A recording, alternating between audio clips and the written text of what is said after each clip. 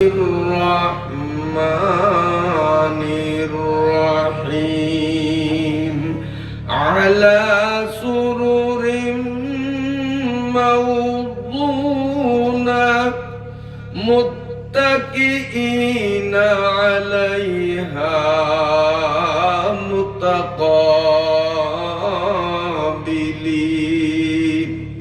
يطوف عليهم ولدان مخلدون بأكواب وأباريق وكأس من معين صدق الله العلي العظيم। সূরা আল ওয়াকিয়া থেকে তেলাওয়াতকৃত এই আয়াতের মধ্যে আল্লাহ রাব্বুল আলামিন জান্নাতের কিছুটা সংক্ষিপ্ত বিবরণ দিয়েছেন। জান্নাত আসলে আছে না নাই? আছে। জাহান্নাম আছে। জান্নাত নেককার লোকদের চিরস্থায়ী বাসস্থান, যেখানে শান্তি আর শান্তি অশান্তির লেশ মাত্র নাই। আর জাহান্নাম পাপীদের থাকার স্থান। এই পাপীগুলো আবার দুই ধরনের। এক ধরনের পাপী যারা অমুসলিম, মুশরিক, ইসলামের বাইরে, এই মানুষগুলোর জন্য জাহান্নাম হলো চিরস্থায়ী ঠিকানা। কশিন কালেও তারা জাহান্নাম থেকে মুক্তি পাবে না। আরেক দল মানুষ যারা মুসলিম, আল্লাহ এক স্বীকার করে, নবী মুহাম্মদ সাল্লাল্লাহু আলাইহি ওয়াসাল্লামকে আল্লাহর নবী মানে, কিন্তু আল্লাহর হুকুম মানে না, নবীর তরিকা মানে না। আসেনি? আল্লাহ বলছে নামাজ পড়ো, পড়ে না নামাজ। আল্লাহর নবীর তরিকা হলো মুখে সুন্নত তরিকায় দাড়ি রাখা। বহু মুসলমান আছে দাড়ি রাখাকে এটাকে একটা অভদ্রতা মনে করে। অনেক নারীরা আছে স্বামীর গালে দাড়ি রাখুক, এটা বউরা পছন্দ করে না। আছে না নাই? এই ব্রহানুদ্দিনী এক ব্যক্তি আমাকে বলছে, হুজুর আমি বিয়ে করলাম, খোঁজ খবর নিলাম, তখন বলছে যে না মেয়েটা ধার্মিক। যাক, আমিও খুশি, ধার্মিক মেয়ে খুঁজতেছি।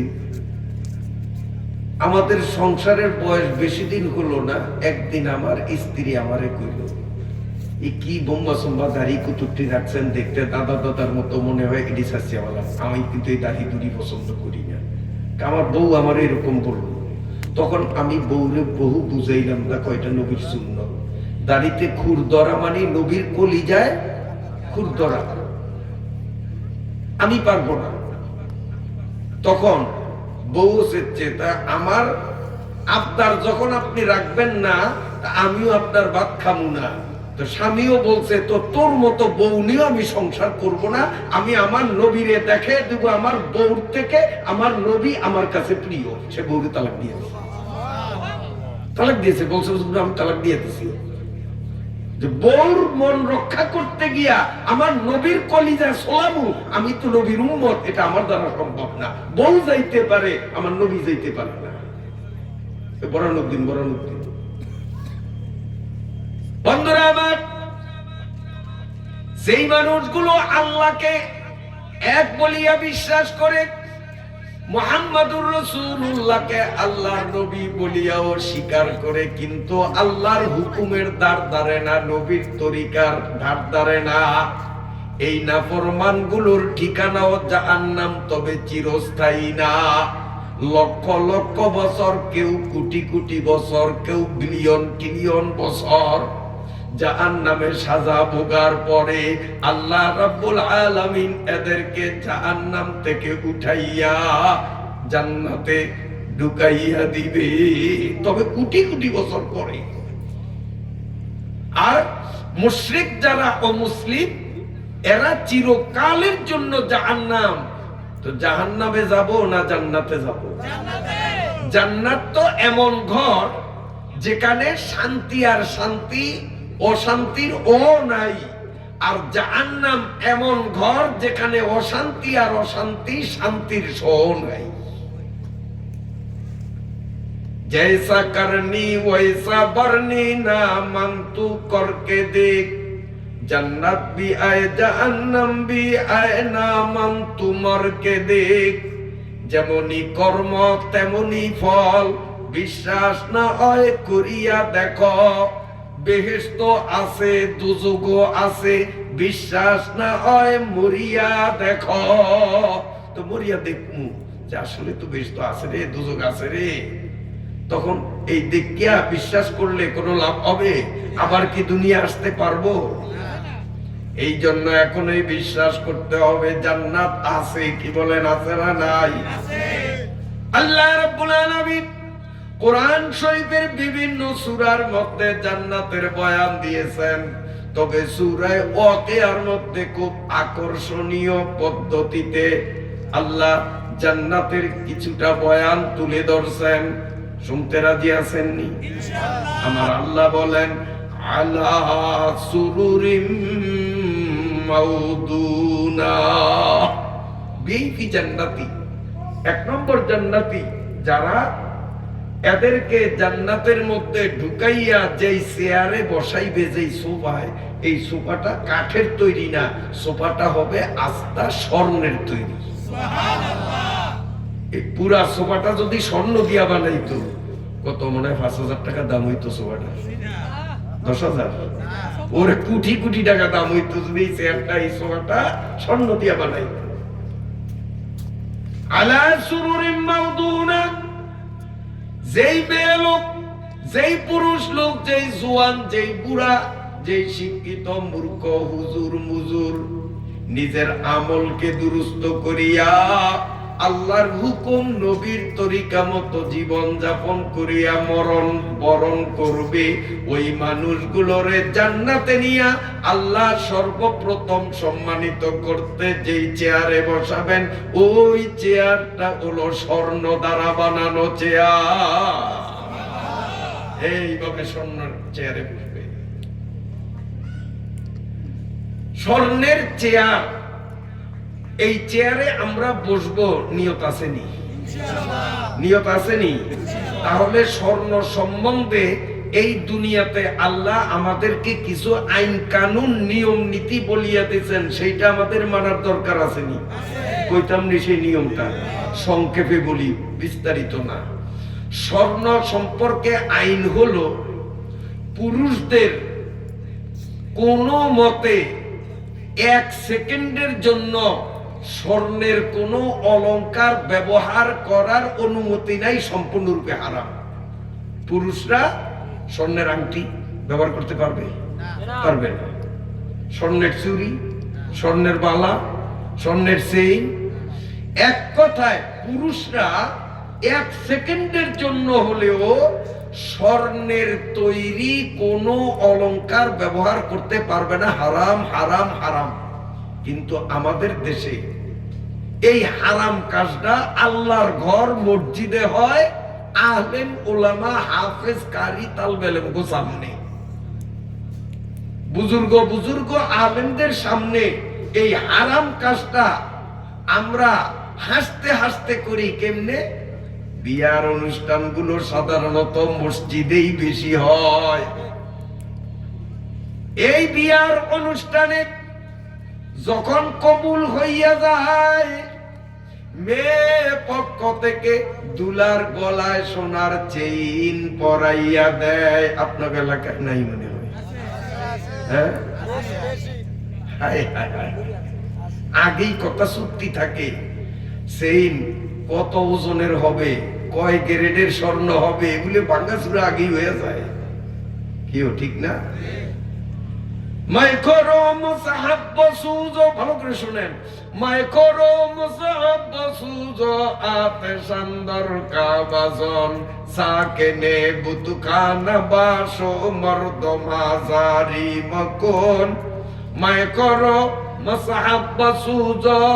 আতে সুন্দর কাবাজন সাকেনে বুতখানা পাশো মর্দমা জারি মকুন এক ফাফি ওর ফাফ করার ইচ্ছা এই জন্য আমি পাপ করবো, ছোট মোটো পাপ করুম না, ফ্যাটে যা দৌড়ে ওই পরিমাণ মদ খাম। তাহলে ফ্যাট বরিয়া মদ খাইছে, পাপ কম হয়েছে না বেশি হয়েছে? বেশি হয়েছে না? ফ্যাট বরিয়া খাইছে। এরপরেও যদি ওর মন শান্তটা হয়েছে না, হয় না পাপে হয় না, আমার আরো পাপ করা লাগবে।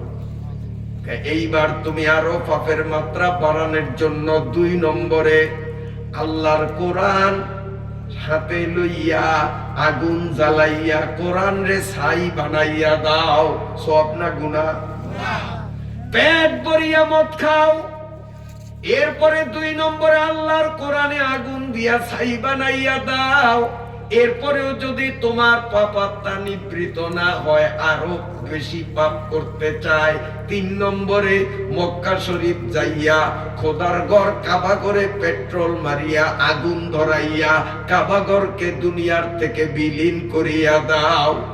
পেট ভরিয়া মদ খাও, কোরআন শরীফ জ্বালাইয়া দাও, আল্লাহর ঘর কাবা শরীফ পোড়াইয়া দাও।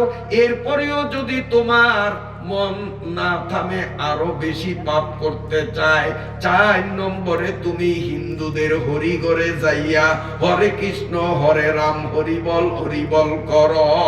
এই 4টা গুনারে একত্রিত করলে গুনার পরিমাণ যা হবে, জামাই মিয়ার পক্ষ থেকে শ্বশুর মিয়ার প্রতি চাপ সৃষ্টি করিয়া একটা সোনামুখী সুই যদি যৌতুক লয়, এই 4টা গুনার থেকে একটা সোনামুখী সুই উসুলের গুনাহ বেশি হবে। তাহলে স্বর্ণের চেইন নিলে কি হবে? বাড়ির যে হিসাব করিয়ে স্বর্ণের চেইন যে আগেই কথা ভাঙ্গাচুরা করছেন, কোন গ্রেডের হবে, কয় আনা হবে, এরপরে মসজিদ ঘরে আলেম ওলামাদের উপস্থিতিতে গলার মধ্যে পড়াইয়া দিলেন হালাল না হারাম? স্বর্ণ পরা পুরুষদের জন্য হারাম। হ্যাঁ, কোন চুক্তি ছাড়া বলা বলি ছাড়া শ্বশুর পক্ষ যদি জামাই মিয়াকে স্বর্ণের চেইন দিতে চায়, উপহার হিসাবে নিষেধ নাই, তবে গলায় পরাইতে পারবেন না, গলায় পরানো হারাম। আপনি তাকে গিফট হিসাবে হাদিয়া হিসাবে তার হাতে প্যাকেটটা ধরাইয়া দেন, অথবা খুলিয়া সোজা চেইনটা তার হাতের তালুতে দিয়ে দেন, মিয়া জামাই মিয়া এটা আপনাকে উপহার দিলাম, হাদিয়া দিলাম, কোনো অসুবিধা নেই। সে এইটা তার বউরে দেব, অথবা এটা বিক্রি করিয়া সে তার ইচ্ছা মতো টাকা ব্যয় করুক, অথবা জামাই তার মায়েরে দেব, বোনেরে দেব, ভাগ্নিরে দেব, সেটা তার সম্পূর্ণ এখতিয়ার। কারণ আপনি যখন হাদিয়া দিচ্ছেন, এখন সে মালিক, সে তার বউরে দেব, মায়েরে দেব, মহিলারা যে কোনো মহিলাকে দেও, অথবা এটাকে বাজারে বিক্রি করিয়া সে এটা টাকা ইচ্ছা মতো ব্যয় করুক, আপনার কিছু বলার ক্ষমতা থাকবে না।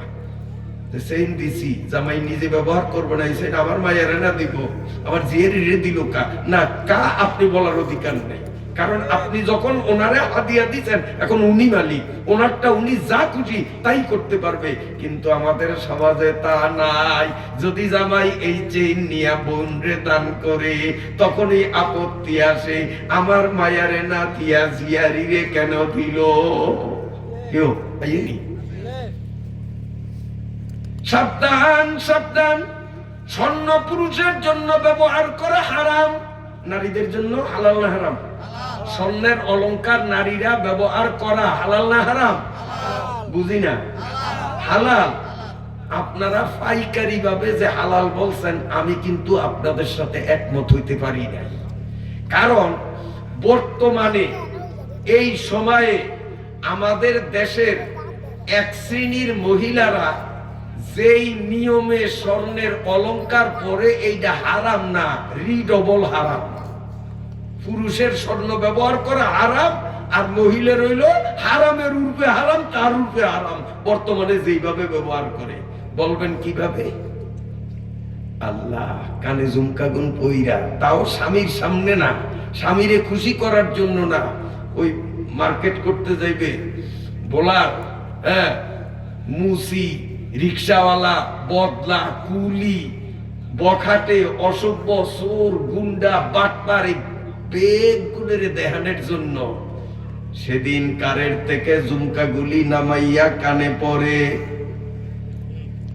হাতের, নাকের, গলার সব অলংকার গুলো বাক্সর থেকে খুলিয়া এগুলি পরিয়া কি করে, বোরকা যেটি পরে না এডিরে গলার বাইরে রাখলাম, ওটি হিসাবেই পরে না, ওটি মানুষের মধ্যে পরে না। মুসলমানের মেয়ে বলিয়া নিজেরে পরিচয় দিবে আর বোরকা ছাড়া রাস্তায় নামবে, ও মুসলমান তো পরের কথা, ওটা তো মানুষের কাতারেই পরে না, ওটাও মানুষ, ওটাও মানুষ, ওটা মানুষের কাতারে পরে না। এই জন্য ওগুলি বাদ দিলাম। যেই কয়টায় বোরকা পরে এদিনের কথা একটু কই, আমার দিকে স্যার, কানে ঝুমকাটা পইরা, বোরকাটা পইরেই এরপরে এই বোরকার মুখের উপর থেকে মুদি দোকানের ঝাপের মতো প্রথমে ঝাপ খোলে না, মিছা কথা কই আমি? এই বোরকার এরকম একটা পর্দা আছে না, কিন্তু এখন রাস্তায় নামার সময় এই ঝাপ খোলে, মনে মনে নিয়ত করে, বেডারা আমার গালের দিকে কে কত সাউন্ডের নিয়ত আছে, আমি কিন্তু দুয়ার খুলিয়া দিছি, তোমরা রেডিও, আমি আইতে আছি। নাউজুবিল্লাহ কইবেন না? নাইলে এটা উল্টানের দরকার কি? এটার এখানে তো চোখ বরাবর ফুটা আছে, সে তো পথ দেখি, রাস্তা দেখে, তাইলে এটাকে উল্টানের উদ্দেশ্য কি? সে যে পথে উষ্টা খাইব, পথ দেখবো না, এই জন্য উঠা, তা তো না, কারণ দেখার তো ব্যবস্থা আছে, চোখ বরাবর ফুটা আছে না, ছিদ্র আছে না, তারপরে এটা উল্টায় কেন? পথ দেখার জন্য না, বেড়া করে গাল দেখানোর জন্য। লুচ্চা, গুন্ডা, পান্ডা, বদমাইশ, ইতর, এই সমস্ত মানুষদেরকে নিজের গাল দেখানোর জন্য, যেই গালে এইভাবে সে মেকআপ করিয়া লিপস্টিক লাগাইয়া স্বামীর সামনে তাকে পাগলের মতো, আর রাস্তার পুরুষদেরকে আকর্ষণ করার জন্য এইভাবে সাজিয়া গুজিয়া রাস্তায় নামে, এই প্রথমটা এইভাবে জাপ খুলে। আমার কথা আপনারা বেজার হয়েছেন? আমি অবাস্তব কথা বলছি? মিথ্যা কথা বললে আমাকে বাধা দেন যে হুজুর হয় না, এটি বাস্তবে নাই। প্রথম তো খুলেই যাও, খুলিয়া তারপরে করে কি আমার দিকে চান? ওই আয়নার সামনে খাড়াইয়া এই বোরকা এমনি ঠেলে কানের পিছে কেন? বোরকা যদি এমনি থাকে, তা আমি আগুনের সময় গেডিটারে লাললে ঝুমকা গুণ কেমনে লড়ে, বেটারা তো আমার দিকে ভালো করিয়া চাইব না, তো বেটা গো চোখটা আমার দিকে আনার জন্য এইভাবে বোরকাটার একটু কানের পিছে ঠেলিয়া দেওয়ার দরকার, ঠেলিয়া দেয়। তো এই বেআক্কেল রে বোরকা পরতে কইছে কি? বোরকা পরার উদ্দেশ্য হইলো পর্দা করা। তুই বোরকা পরিয়াও যখন বেপর্দা করস, তুই তোর বোরকা পরতে কইছে কি? এটা তো বোরকা না, এটা ফাজলামি, এটা আল্লাহর সাথে সেংরামি, ইত্রামি। এই বোরকা মানে আল্লাহর সাথে ইত্রামি করা। বোরকার উদ্দেশ্য কি আপনারা বলেন? বোরকা পরার উদ্দেশ্য কি? পর্দা করা, ঠিক না? কিন্তু এখনকার বোরকার উদ্দেশ্য পর্দা করা না, আরো ডক বেশি করিয়া বেটা করে দেখানো। এই জন্য বোরকার মধ্যে এই হাতের এখানে কবজির মধ্যে ডিজাইন, বুকের মধ্যে ডিজাইন, গলার মধ্যে ডিজাইন, ওই মাথার উপরে এহেন ফুল বোরকার মধ্যে। এর পরেও মাতারিরা থামিয়ার কন্যা এই ফুল টুল লাগে আর ডিজাইন ডিজাইন লাগে, বেটা চোখ পুরোপুরি আকর্ষণ করতাম পারি নয়। এই জন্য আরো ভালো করি আমার দিকে যাতে বেটা চোখ আইয়ে, এই জন্য খলিবারে কয় এই কোমর বরাবর একটা বেল্ট দিবা, এই বেল্ট দিয়া টাইট করিয়া বাঁধে, যাতে এটি বোরকা পরিয়া আটলে শরীরের কোন জায়গা কয় ইঞ্চি নেশা, কয় ইঞ্চি উঁচা, এইটা দেখতে 90 বছরিয়া বুড়িয়ারও যেন চশমা না লাগে, বিনা চশমায় যেন ঠিক করতে পারে। নাইলে এনে বেল্ট দেওয়ার উদ্দেশ্যটা কি? মাজার ভাঁজটা দেখানো, মাজার ভাঁজটা দেখানো। তুই তো তোর মাজার ভাঁজ দেখাইয়া তোর প্রতি আকর্ষণ করবি তোর স্বামীর চোখ, কিন্তু স্বামীর সামনে তাকে পাগলের মতো, রাস্তার পাগলির মতো, আর ভিন পুরুষের সামনে মাজার ভাঁজটার গভীরতা কয় ইঞ্চি এইটা দেখাইয়া পর পুরুষকে নিজের দিকে আকর্ষণ করার জন্য কোমরের মধ্যে আবার বেল বাঁধো। নাইলে বেল বাঁধনের কি দরকার আছে? কি উদ্দেশ্য, কি যুক্তি আমারে বুঝিয়ে বলে? এই জন্য বলছি, নারীরা বর্তমানে স্বর্ণের অলংকার পরে পর পুরুষকে নিজের দিকে আকৃষ্ট করার জন্য, অথচ শরীয়ত স্বর্ণের অলংকার নারীদেরকে পরার বৈধতা দিয়েছে স্বামীকে নিজের দিকে আকর্ষণ করার জন্য। প্রমাণ কোরআন শরীফের 18 নম্বর পারা সূরা নূর। আমার আল্লাহ বলেন, ওয়াকুল্লিল মুমিনাতি ইয়াগুদুনা মিন আবসারিহিন্না ওয়া ইয়াহফাযনা ফুরুজাহুন্না ওয়া লা ইউবদিনা জিনাতাহুন্না ইল্লা লিবুলাতিহিন। আল্লাহ তাআলা বলেন, নারী তুমি অলংকারে সুসজ্জিত বানাইয়া নিজেকে যত পারো করতে পারো, তবে একটা মানুষের চোখ তোমার দিকে আকর্ষণ করার জন্য, সেই মানুষটা হলো তোমার স্বামী। কিন্তু স্বামীর সামনে চিরা কাপড় পরিয়া থাকবো, স্বামীর সামনে ময়লা কাপড় পরিয়া থাকবো, স্বামীর সামনে যখন তাকে শীতের ডরে 15 দিন অন্তর গোসল একবার করে না। আর যেদিন বিন বেডাগো মজলিসে যাবে, সেদিন সাবান না থাকলে পাশের ঘরের উত্তর ঘরের সকিনার মা বুজানের থেকে সাবান আওলাদ করিয়া গোসল করে, কারণ গাও গন্ধ হইলে বেটার আমার দিকে ভালো করিয়া চাইবো না। তোরে কন্যা হুজুবিল্লাহ। এগুলি সমাজে আছে না নাই? এগুলি সমাজে আছে না নাই? এই তাফসীরুল কোরআন মাহফিলের উদ্দেশ্য কিচ্ছা কাহিনী শুনে না। এই তাফসীরুল কোরআন মাহফিলের উদ্দেশ্য হলো আল্লাহর কোরআনের আয়াত, আল্লাহর নবীর হাদিসের মাধ্যমে আমাদের ভুলগুলোকে পর্যালোচনায় আনিয়া এই ভুল থেকে উত্তোলনের একটা পরিবেশ তৈরি করা। কি বলেন, ঠিক না বেঠিক?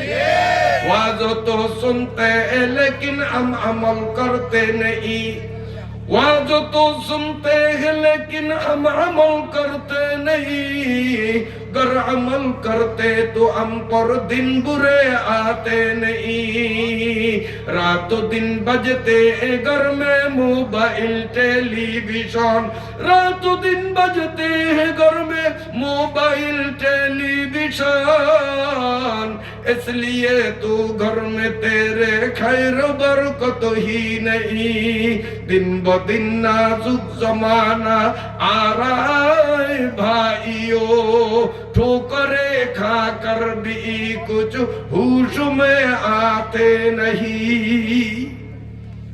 মুসলমানের চলার গতি ছিল কি, আর আমরা এখন করলাম কি?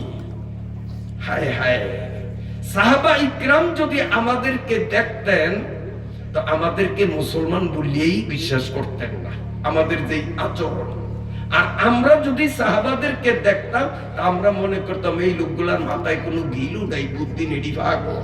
আসলেই পাগল, তারা আল্লাহর পাগল, তারা রসুলের পাগল, তারা আখিরাতের পাগল, আর আমরা হইলাম দুনিয়ার পাগল। আল্লাহ, আমি আপনার করে একটা কথা জিজ্ঞাসা করি, যুবকরা বুঝবা, তোমরা উত্তর দিও, বুড়িয়ারা বুঝবো না। বুড়িয়া গো বেল নেই, বেজার হইেন না, এটা বেকে কয়, আমিও হইল কি কইলাম আর কি। জোয়ানরা কইস, এ বাবা, এই যে মোবাইলের ফেসবুক অথবা ইউটিউব, এটির মাধ্যমে ভিন্নারিক ছবি দেখা যায় কি দেখা যায় না? যুবকরা কো দেখা যায় কি দেখা যায় না? এখন এই যে ভিন্নারিক ছবিটা, এই যে দেখো ভিডিওতে অথবা তোমার কি কয় ইউটিউবে অথবা এই তোমার ফেসবুকে, এই যে ছবি দেখো মেয়ে লোক, এটাকে আসল অরিজিনাল মেয়ে লোকটা দেখো না ছবিটা দেখো? ছবি না আসলটা আইয়ে, মোবাইল অন করলেও একটা আসল মাতারি আইয়ে, বরং মহিলার একটা ছবি আসে। ছবিটা আসল না মানুষটা আসল? হ্যাঁ, আচ্ছা, এটা একটা পানির বোতল, অন্তত এটা ছবি না অরিজিনাল? অরিজিনাল। এটার মার্কেটে অন্তত 20 টাকা হইলেও তো দাম আছে। কিন্তু এখন যদি কেউ মোবাইল দিয়ে এটারে ছবি করো, ছবি করিয়া এরপরে কম্পিউটার দিয়া প্রিন্ট করিয়া ছবিটা বাইর করো, ছবিটা তো হুবহু এরকমই তো দেখা যাবে। হ্যাঁ, এরকম দেখা যাবে না? এখানে ওয়াটার লেখা, ছবির মধ্যে তো ওয়াটারই লেখা আসবে, এখানে এই যে পরান লেখা, ঠিক হুবহু এরকমই আসবে। আচ্ছা, আসলে ওইটাও কি 20 টাকা দাম হবে? ওই ছবিটা কি 20 টাকায় বিক্রি হবে? মাগ না দিলে কেউ নিব? এটা নিব কি জন্য বোঝাবো? মাগ নাও তো নিব না। তাহলে আসলের দাম আছে, ছবির দাম নাই, এটি তো বাস্তব। এখন তোমরা কও, এই ফেসবুকে অথবা ইউটিউবে এই যে মাতারিগো ছবি দেহ কি মাগ না দেহ না এনে পয়সা খরচ লাগে? এমবি কিনন লাগে না? মোবাইলে যদি এমবি না তাই ছবি আইবো? তো ছবি দেখতে হইলে পয়সা দিতে হয়, কোম্পানির টাকা দিতে হয়, টাকা দিয়ে কিনে লইতে হয়। ছবি পয়সা ছাড়া দেখা যায় না, মাগ না। আগের আমলে আমরা বুঝাইতাম সিনেমা হল দিয়ে, এখন তো সিনেমার বেল নেই। সিনেমা হলেও যে সাবানায় নাচে, শাবনুরে নাচে, কি ঢাকার সাবানে আইয়ে নাকি ছবিটা। এখন এই সিনেমার মালিক যে একই মাগ না দেখায় না টিকিট করিয়া যাওন লাগে, টিয়া দিয়া যাওন লাগে, টিয়া দিয়া যাইয়া কি আসলটা দেয় না ছবিটা দেয়? এইবার শোনেন, যেই সমস্ত স্বামী তার বউরে সাজাইয়া গোজাইয়া বিন বেডাগো মজলিসের মধ্যে যাওয়ার সুযোগ করিয়া দিলেন, উনি কি বউর ছবিটা পাঠাইছে না আসলটা পাঠাইছে? হ্যাঁ, তাইলে মোবাইলে ছবিটা দেখতে পয়সা লাগে, সিনেমা হলে ছবিটা দেখতে পয়সা লাগে, আর আপনি যে আপনার আসলটারে বিনা পয়সা রাস্তার মানুষের দেখাইলেন, এখন বলেন তো আপনার মাথায় গিলু আছে না? পাগল আপনি, পাগল না? কারণ মোবাইল কোম্পানি মাগনা ছবি দেখাইলো না, আর আপনি মাগনা আপনার বউটা আসলটারে দেখাইছেন, ছবিটা না। তাহলে আপনার মতো পাগল এই দুনিয়াতে হয় না, আপনারে ভাবনা ফাটান দরকার। আপনি অরিজিনালটারে মাগনা দেখাইলেন, আর মোবাইল কোম্পানি ফটোটারে মাগনা দেখায় না, সিনেমা কোম্পানি ফটোটারে মাগনা দেখায় না, আর আপনি এমন ব্যাককলের ঘরের ব্যাককল, আপনি আপনার আসলটারে মাগনা দেখাইলেন, ফিরি দেখাইলেন। কি কথা কি আমি অযৌক্তিক কইছিনি? আমার নামে পোস্টারে যুক্তিবাদী লেখা নাই, কেউ লেখো না, লিখতে নিষেধ করি, কিন্তু যুক্তির বাইরে আমি কতও কই না। আবার কোন কথাটা যুক্তির বাইরে দেখবেন? ছবির মূল্য দিতে জানে, অরিজিনালের মূল্য দিতে জানে না, তো এটা পাগল নাকি? হ্যাঁ হ্যাঁ, আমার আল্লাহ তাই বলেন, আলা সুরুরিম মাউদুনা মুত্তাকিইনা আলাইহা মুতাকাবিলিন। বলেন সুবহানাল্লাহ।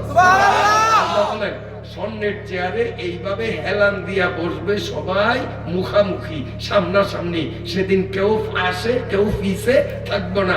এই যে এখন কাঠের চেয়ারে বইছি, সভাপতি সব কিন্তু আমার পাশে, আমি ওনারা দেখি না, দেখতে হইলে এমনি গরম লাগে, ঠিক না?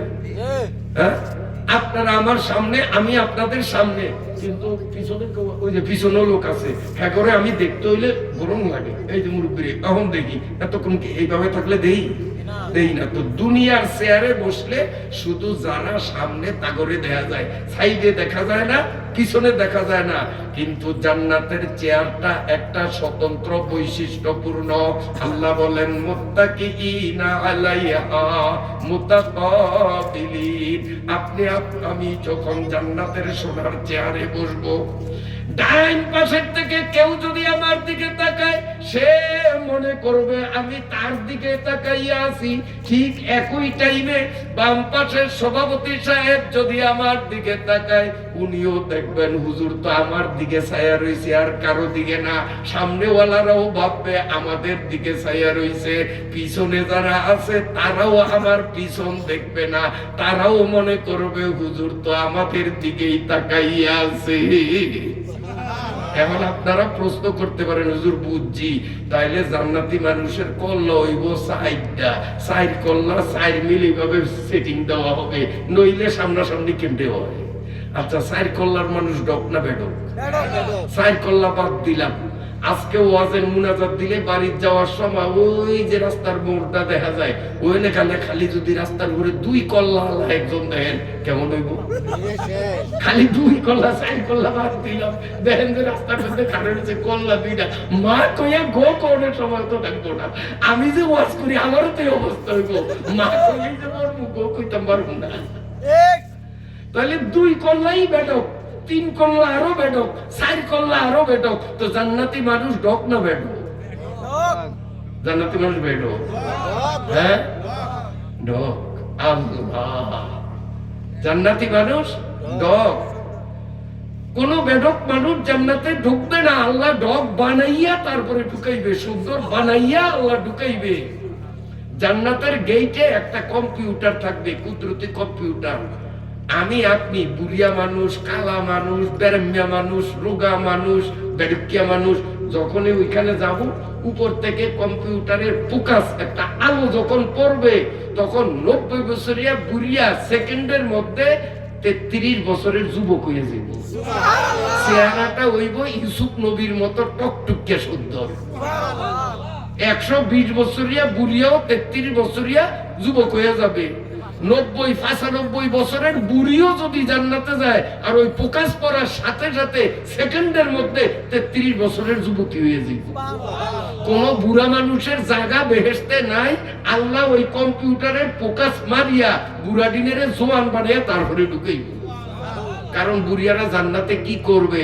জান্নাতে যে কত সুন্দর নেয়ামত দিছে, বুড়িয়ারা খাইব কেমনে? খাইতে লেখাও বলতে লাগবো না? এরপরে দুনিয়ায় তো ওই আসল কাজে এই কয়েক মিনিটের মধ্যেই শেষ। আর অহংকার যুবকরা তো ছবি দেখতে দেখতে এদের যে কোন অবস্থা, আল্লাহ মাফ করুক। ভবিষ্যতে ওরা বিয়া করার সাহস রাখবে কিনা এই ব্যাপারে কিন্তু আমার 100% সন্দেহ আছে। ছবি দেখতে দেখতে সাওয়ান শেষ, ব্যবসা করব কি দিয়া? বিয়ার আগেই সাওয়ান শেষ, স্বপ্ন দোষ হইতে হইতে। কারণ এই আজে বাজে ছবি দেখে ঘুমাইলে বাস কাম হইয়া যায়। বেজার হইেন না, গুলি বাস্তব। মানুষ জাগান অবস্থায় যেই জিনিস দিয়া মেধা খাটায়, ঘুমের ঘরে স্বপ্নে সেই জিনিসটাই দেখে। এখন এই ফেসবুক আর ইউটিউবে ল্যাংটা মেয়েদের ছবি, তাদের ড্যান্স, তাদের নাচ যদি দেখে, ও যখন ঘুমাইবে তখন ওগুলোই তার সামনে আসবে। সেখানে তার গোসল ফরজ হয়ে যাবে, স্বপ্নদোষ হয়ে যাবে, শরীরের রাজা নষ্ট হবে। 100 বার স্ত্রী সাথে মিলন করলে শরীরের যা ক্ষতি হয় তার চেয়ে বেশি ক্ষতি হয় একবার স্বপ্নদোষ হলে। আল্লাহ, বন্ধুরা আমার, ভালো করে শুনেন, জান্নাতের মধ্যে পুরুষ আর নারী, জান্নাতের বউ, জান্নাতের স্বামী স্ত্রীর যখন দৈহিক মিলন, যৌন মিলন হবে, এই দুনিয়ার মতো কয়েক মিনিটের নয়, এক মিলনে কম পক্ষে 40 বছর সময় কেটে যাবে। এক মিলনেই 40 বছর। তো বুড়িয়ায় এই 40 বছর থাকবো কেমনে? এই জন্য বুড়িয়ারে আগে জোয়ান বানাইবে। সুবহানাল্লাহ কইেন। এটা খুশির কথা না? আল্লাহ বুড়িয়া করে জোয়ান বানাইবে। জান্নাতের প্রতিটি পুরুষ 33 বছরের যুবক, ইউসুফ নবীর মতো টকটকে সুন্দর চেহারা, নাদুস নুদুস শরীর। আর নারীরাও সব 33 বছরের উঠতি বয়সের নতুন বউয়ের মতো যুবতী হইয়া উঠবে। আল্লাহ তাআলা আমাদের সকলকে জান্নাতের জন্য কবুল ফরমান। আমিন। এখন আমার দিকে চান। জান্নাতি যখন চেয়ারে বসবে, আগেই বলছি, সামনের, পিছনের, ডানের, বামের যে যেদিক থেকেই তাকায় ওই চেয়ারওয়ালার দিকে, সেই মনে করবে যে আমার দিকেই না চেয়ার এসে। এইটারে বুঝাইতে গিয়া বলছি, তাইলে কল্লা মনে হয় সাইড হইব না। সাইড কল্লা হইলে তো বেডুক্কি হয়, আর জান্নাতের মানুষ বেডুক্কি না, কল্লা একটাই থাকবো। এখন বলবেন যে এক কল্লা হইলে এর ভয় কেমনি? এক কল্লা হইলে তো এই সামনের গুণে না মনে করবো আমার দিকে ছায়া রয়েছে, এইতে ফিসে, হেরা তো মনে করবো যে আমগো দিকে তো মোটেও চায় না। কিন্তু না, এইটার সংক্ষেপে বোঝার জন্য বলবো, আপনাদের এই পশ্চিম ইলিশাতে পূর্ণিমার রাইত হয়নি? আমগো বলা পৌরসভার মধ্যে হয়, আমরা কেন পূর্ণিমার রাইত হয়নি? প্রত্যেক মাসে হয়। তাহলে মিলে ঠিক আছে তো ইনশাআল্লাহ। আসেন, এই পূর্ণিমার চাঁদ একটা পূর্ণ চাঁদ, চাঁদের 15তম রাত্রি, পুরা চাঁদ, রাত্র 12টা 1 মিনিট। খুব খেয়াল করে শুনবেন, রাত্র কত? 12টা 1 মিনিট। টাইস ফ্যাক্টরির সাথে যে বাজারটা আছে, এই বাজারের থেকে আপনি এইদিকে উত্তর দিকে রওনা দিছেন, ঠিক 12টা 1 মিনিটে ওখান থেকে দক্ষিণ দিকে আরেকজনে রওনা দিছে, ঠিক 12টা 1 মিনিটে আরেকজনে পশ্চিম দিকে রওনা দিছে, ওই 12টা 1 মিনিটে আরেকজনে পূর্ব দিকে রওনা দিছে, ওই 12টা 1 মিনিটে আরো একজন ওই বাজারে এখনো দাঁড়িয়ে রয়েছে। এখন এরা যদি উপরের দিকে চায়, তো যেই বেটায় উত্তর দিকে যায়, চাঁদের দিকে তাকাইয়া সে কি দেখবে যে চাঁদ বুঝি দক্ষিণ দিকে যায়? কি দেখবে? দক্ষিণ দিকে যায়। কি দেখবো? আপনারা খেয়াল করেন না মনে হয়? এক জায়গায় দেখবো চাঁদ। হ্যাঁ, এই যে এনারা খেয়াল করছে, আপনারা খেয়াল করিয়া আবার পূর্ণিমা আইবে। এখন যে উত্তর দিকে যায় সে যদি এরকম চাঁদের দিকে চায় তো দেখবো যে আল্লাহ রে, চাঁদ মেয়ে আমারে কত ভালোবাসে, আমার লগে লগেই না যায়। এবার যে একটু খারায় তখন দিয়ে যে চাঁদও খার হইছে, আবার আডম ধরে দিয়ে যে চাঁদও হাঁটে, আবার দৌড় দেয়, দেখবো যে চাঁদ হইতে লগে লগে দৌড় দেয়। ঠিক ওই একই টাইমে যে দক্ষিণ দিকে যায় সেও দেখবো আল্লাহ রে, টাইস ফ্যাক্টরি বাজারে শত শত মানুষ উঠছে, চান মেয়ায় কেউরে পছন্দ করে নাই, একলা আমারে পছন্দ করছে। আমি খার হইলে এই মেয়েও খার হয়, আমি দৌড় দিলে দৌড় দেয়, আমি হাঁটলে আমার লগে লগে দৌড় দেয় দক্ষিণ দিকে। এই মেয়ারে আমি ভাত খাওয়া মুখি দিয়া কিনছি হুরি বেচার মূলা, যা খাইলে হয় গ্যাস। এরপরে আমার নাই খাতা কম্বল, রায় চান মেয়ারে হ মুখি গাত দিয়া, এইবার কিন্তু মাথা গরম হয়ে যাইব। ঠিক পশ্চিম দিকে যে যায় সেও দেখবো চান মেয়ে আমার লগে লগে যায়, আমার দিকে ইনা ছায়া রয়েছে। আমার ভাইরা বাবাজিরা, যদি আকাশের চাঁদকে আল্লাহ এমন বৈশিষ্ট্য দিয়া বানাইতে পারে, এই চাঁদের দিকে উত্তর পথে গামী, দক্ষিণ পথের গামী, পশ্চিম পথের গামী অথবা পূর্ব পথের গামী একই টাইমে চাঁদের দিকে দেখলে প্রত্যেকেই মনে করবে চাঁদ আমার দিকে তাকাইয়া আছে, চাঁদ আমার সাথে যাইতেছে। যেই মিয়া বাজারে এখনো দাঁড়ানো সেই মিয়ায় দেখবে আহারে, চাঁদ মিয়ায় আমার জন্যই অপেক্ষা করে, আমিও দাঁড়াইয়া রইছি, মিয়াও দাঁড়াইয়া রইছি। যেই বিল পাতালে কোনাকুনি আড়া ধরবো, কোজে না যা বুঝছি তাই তো, এই চাঁদ মিয়াও তো কোনাকুনি আমার লোভই তো ভারী দিছে, এরকম দেখবো না? আল্লাহ যদি আকাশের চন্দ্রকে এমন একটা বৈশিষ্ট্য দিতে পারেন, ওই আল্লাহ জান্নাতের স্বর্ণ নির্মিত চেয়ারকে বৈশিষ্ট্য কেন দিতে পারবে না? ওই চেয়ারে যেই মানুষটা বলবে, এই মানুষটারে উত্তরের, দক্ষিণের, পূবের, পশ্চিমের যেদিকের মানুষ নজর করবে সেই মনে করবে উনি আমার দিকে তাকাইয়া আছে। সুবহানাল্লাহ। মন চাইনিও সেই জান্নাতের চেয়ারে বসতে। আমার আল্লাহ বলেন, ইয়াতুবু আলাইহিম বিলদানুম মুখাল্লাদুন। সুবহানাল্লাহ, সুবহানাল্লাহ। এই শুনেন, দুনিয়াতে আমাদের বাড়ির যদি মেহমান আইয়ে তা আমরা কি করি? প্রথম বসার ব্যবস্থা করি। চেয়ার নিজেকে না থাকলেও পাশের বাড়িতে আলাপ করি আনি, নতুন বিয়ে আইব, নতুন জামাই আইব, চেয়ার না থাকলে আলাপ আনি না। তো প্রথম আমরা কি করি? বসার ব্যবস্থা করি। বসাইয়া এরপরে ছোট্ট ছোট্ট পোলা পাইন করে বলে আনিয়া ওই হাত পাখা দেই, বুঝলেন তো?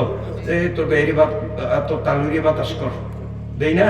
আবার ফলাফাইন খাড়া করে মেহমানের কোন সময় কি লাগে, বাথরুম টাথরুম ইত্যাদি দরকার হইতে পারে, কোনো দিক যাবি না কিন্তু এনো দ্বারা এরকম ফলাফাইন সেট করিয়া দেই না? এরপরে কি করি আমরা? এরপরে মেহমানদের সর্বপ্রথম আপ্যায়ন করি আমরা শরবত দিয়া। কি ট্যাঙ্কের শরবত? ট্যাঙ্ক না থাকলে অন্তত লেবু আর চিনির শরবত হইলেও তো নতুন মেহমানরে আগে দেই শরবত দিয়া। এরপরে দেই কি? হালকা নাস্তা, টু ফল ফ্রুট, টু লুটুস, টু ডিম্বা বাজি ইত্যাদি, হালকা নাস্তা। এরপরে হইল মূল খাওয়ান, মুরগি জবাই হয়েছে, খাসি জবাই হয়েছে, মূল খাওয়ান পরে। তারপরে হইল শোয়ার ব্যবস্থা, ঠিক না? আল্লাহ রাব্বুল আলামিন তাই বলেন, আমার বান্দা ও বান্দিরা দুনিয়ায় যদি আল্লাহর হুকুম নবীর তরিকা মতো জীবন যাপন করিয়া জান্নাতে আসে, আমি আল্লাহ তাদের আপ্যায়নের জন্য প্রথম চেয়ারের ব্যবস্থা করব। এরপরে আমি ছোট্ট ছোট্ট চির কিশোর খাদেম নিয়োগ দিব। চির কিশোর মানে ওরা আজীবন ওই ছোট্ট ছোট্টই থাকবো, ওরা দূরা রইব না। তার কারণ এখন আমরা একসময় ছোট্ট ছিলাম, এরপরে শিশুর থেকে কিশোর, কিশোর থেকে যুবক, যুবক থেকে বৃদ্ধ, বৃদ্ধ থেকে অতি বৃদ্ধ, তারপরে আমরা লাশ। এই তো আমাদের জীবন চক্র। কিন্তু এইটা হয় এই জন্য যে পৃথিবীতে আল্লাহ তাআলা সূর্য দিয়েছেন, চন্দ্র দিয়েছেন। এই সূর্যকে দুইটা গতি দিয়েছেন। বিজ্ঞানের পরিভাষায় বলা হয় আহ্নিক গতি, বার্ষিক গতি। এই সূর্যের পরিক্রমা, আহ্নিক গতি, বার্ষিক গতির কারণে আমাদের জীবনের উপর একটা প্রভাব পড়ে। এই প্রভাবে আমরা একসময় শিশু, তারপরে কিশোর, তারপরে বালক, তারপরে যুবক, তারপরে বৃদ্ধ, তারপরে অতিবৃদ্ধ, তারপরে নারী। এই সূর্যের কারণে, এটা হলো সূর্যের চাকা। কিন্তু বেহেশতের মধ্যে সূর্য থাকবে না, চন্দ্র থাকবে না। কোরআন শরীফে আমার আল্লাহ বলেন, লা ইয়ারাউনা ফিহা শামসান ওয়ালা জামহারিরা। বেহেশতে যখন সূর্য থাকবে না, সূর্যের আহ্নিক গতি, বার্ষিক গতির পরিবর্তন থাকবে না, যার কারণে জান্নাতে এই মানুষগুলো ওই ঢুকার সময় 33 বছর বয়সী হইয়া ঢুকবে। চিরকাল তারা 33 বছরই থাকবে। আর এদের খিদমতের জন্য ছোট্ট ছোট্ট শিশুদেরকে দিবে। চিরকাল তারা শিশুই থাকবে, তারা বুড়ো হইব না। তো কয়জন দিব খেদমতের জন্য? আমরা দিছি হয়তো একজন, বেশিতে বেশি 2 জন বা 3 জন। আমার আল্লাহ দিবেন এক একজন জান্নাতীর খেদমতের জন্য 70,000 শিশু। কয়জন? 70,000 আমারে দিব, 70,000 সভাপতি হুজুরে দিব, 70,000 আপনারে দিব। প্রত্যেকের জন্য 70,000 খাদেম আল্লাহ সেদিন বরাদ্দ করবেন। খুশির কথা না? বলবেন যে এত খাদেমের দরকার কি? হ্যাঁ, দরকার আছে। কি দরকার? এটা একটা উদাহরণ দিলে বুঝবেন। এই গত কয়েক বছর আগে মনপুরা ছিল আমার মাহফিল।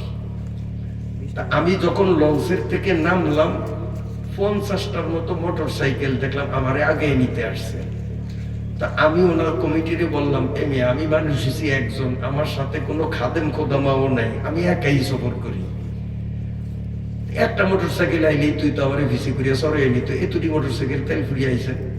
তা আমার হুজুর, আমাদের 3 দিন ব্যাপী মাহফিল, খুব বড় মাহফিল। এই মাহফিলের শেষ দিনের প্রধান অতিথি আপনি।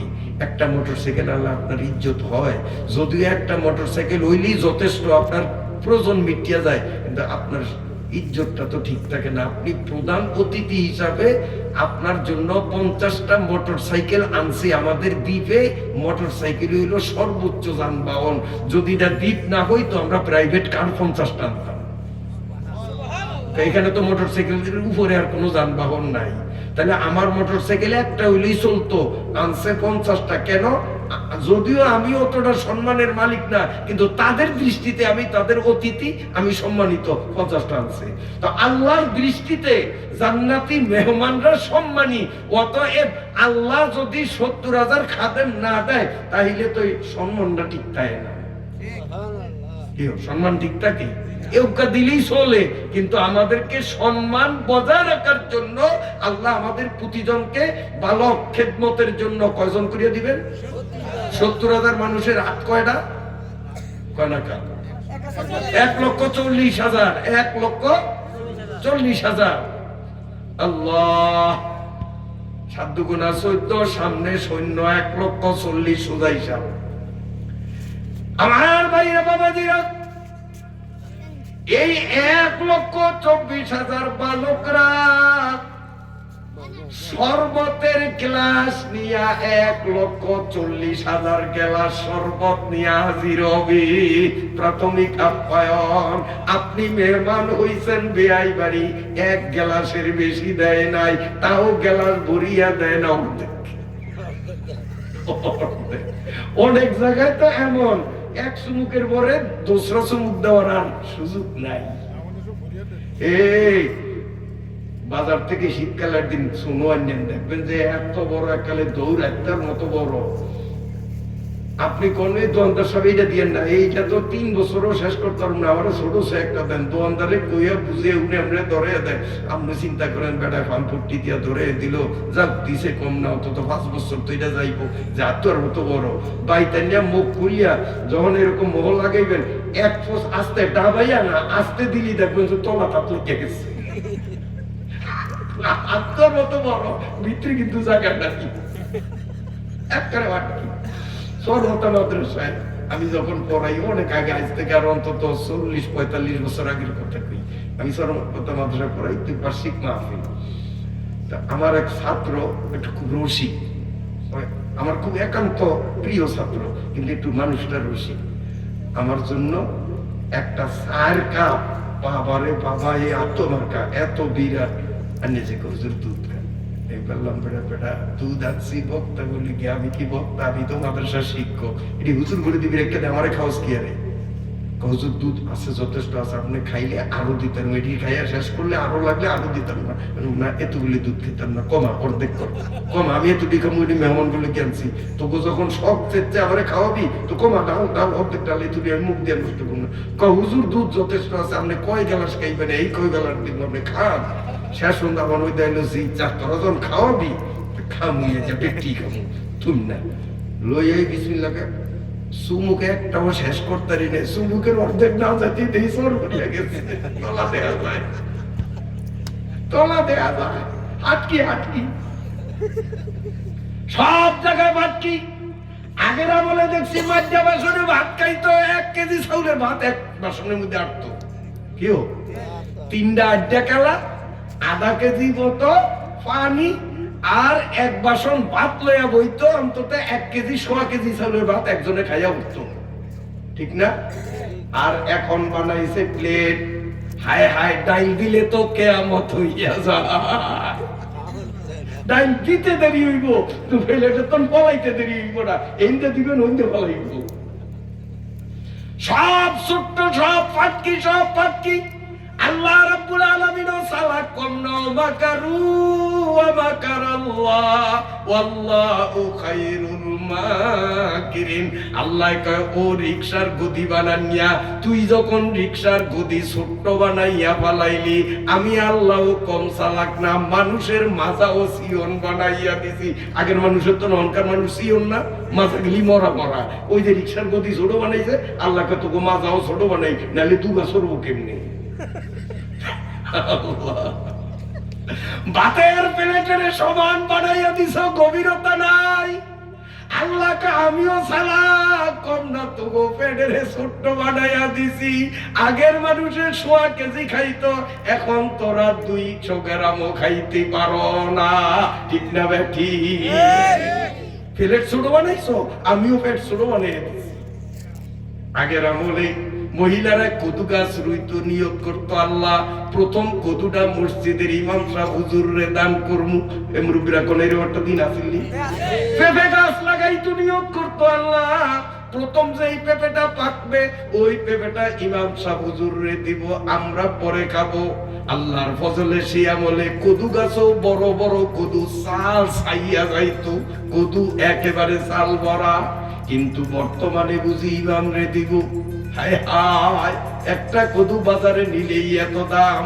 আল্লাহর ওয়াস্তে দেওয়া, আলিম ওলামারে দেওয়ার থেকে যখন মোর ঘুরাইয়া দিল, আল্লাহ কয় আমিও সালা কম না, আগে তোর এই সালে কদু দিছি 50টা, তুই যখন এবার দাম থেকে চেহারা ঘুরাইয়া পালাইলি, আমিও তোরে দিব 5টা। এখন আগের মতো ধরে গোড়াত হাঁস দিলেও ধরে না, আগে হাঁসও লাগতো না।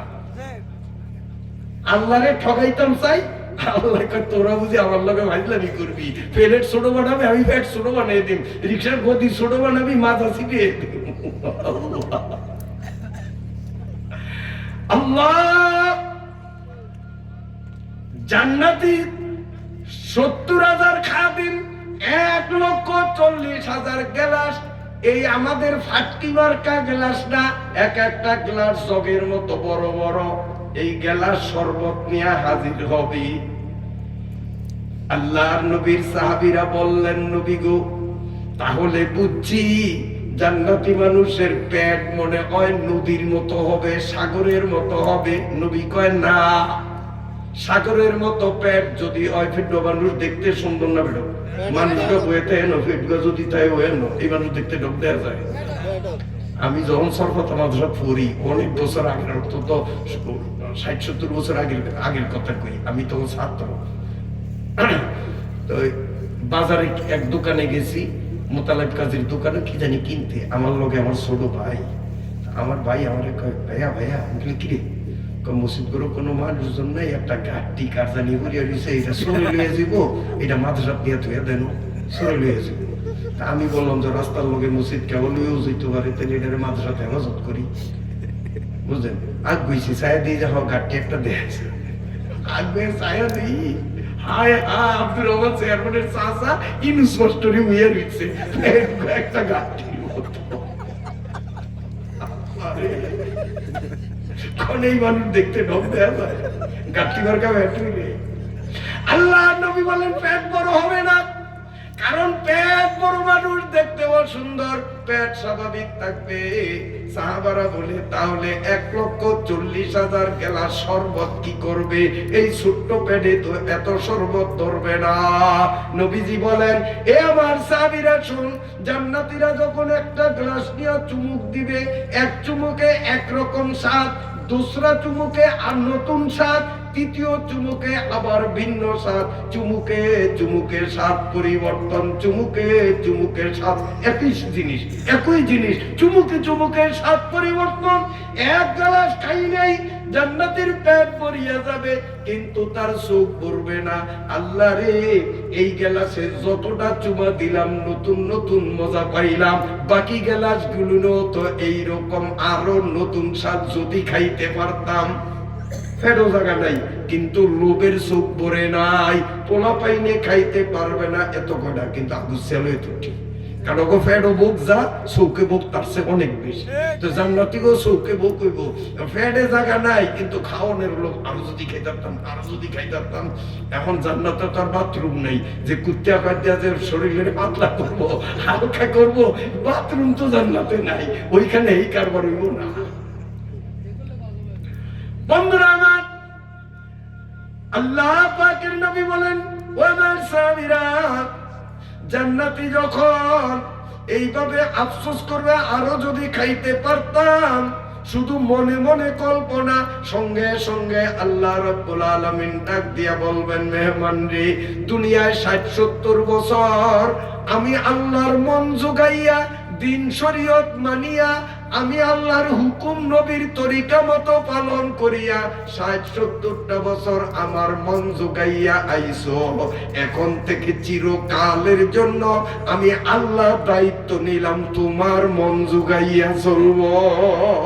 ও মেহমান, তোমার এক গ্লাস খাইয়া যখন আশা মিটে নাই, আরো খাইতে মন চায়, ও মেহমান একটা ঢেকুর দিয়া দেখো কেমন হয়। বলতে না বলতেই আমি আপনি সবাই মিলে এটারে কি করাম না, হ্যাঁ, এরকম একটা ঢেকুর দিলেই মেশকো আম্বর আতর সেন্টের গ্রানে গোটা জান্নাত ভরিয়া যাবে। পেটটা খালি হবে, পেটটা খালি হইলে নতুন আরেক গ্লাস লয়ে পেট ভরিয়া গেছে, আমি তো বুদ্ধি পেয়েছি দেখলি, ও আবার খালি গ্লাস আরেকটা, ওইটা খাইয়েই আবার আবার আরেকটা। অসুবিধা আছে নি 1,40,000 খাইতে, ঢেকুর দিলি পেট খালি, ঢেকুর দিলি পেট খালি।